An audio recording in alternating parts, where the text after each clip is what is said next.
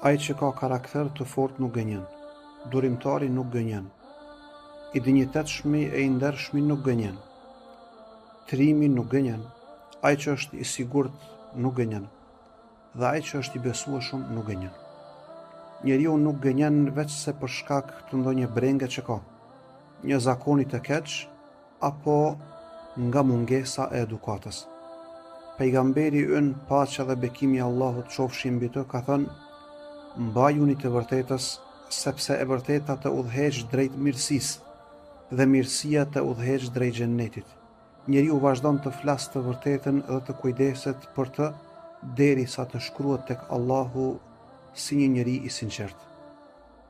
Andaj mësoje vetëm të jesh i sinqert, që të shkruhesh tek Allahu i sinqert, të jesh i sinqert me njerëzit, i sakt në shprehjen tënde dhe i butë me vetveten.